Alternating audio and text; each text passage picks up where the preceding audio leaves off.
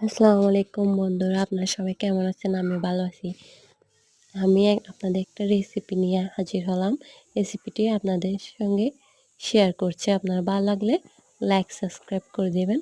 এতে আমরা একটা বাটি নিয়ে নিব। বাটিতে সিদ্ধ কিছু পরিমাণে সিদ্ধ আলু নিয়ে নিব।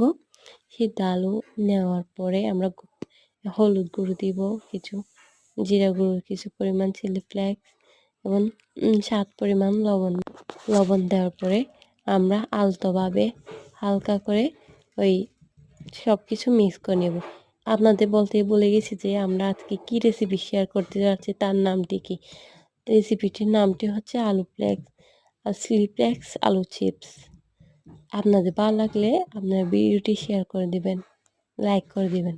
এতে আমরা একটা বাটিতে ময়দা নিয়ে নেব।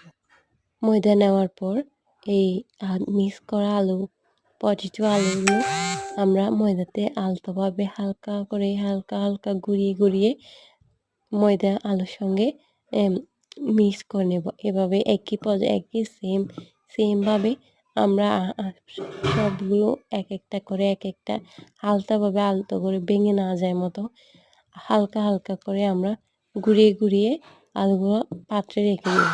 এই তো সেমভাবে আমরা এক একটা ঘুরিয়ে ভেঙে না যায় মতো আপনারা দেখতে পাচ্ছেন।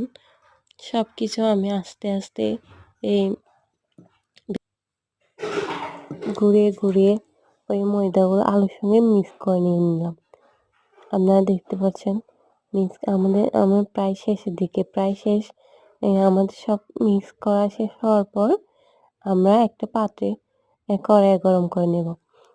একটু তেল গরম করে নেওয়ার পরে আমরা একটু হালকা বাবুলগুলো তেল থেকে দেওয়ার পর আমরা আলুগুলো এক একটা আস্তে করে তেলের মধ্যে দিয়ে ভেজে নেব। এটা আমাদের প্রায় কমপ্লিট। আপনাদের যদি ভিডিওটি ভালো লাগে আমার একটা লাইক শেয়ার করে দেবেন, সাবস্ক্রাইব করে দেবেন প্লিজ বন্ধুরা।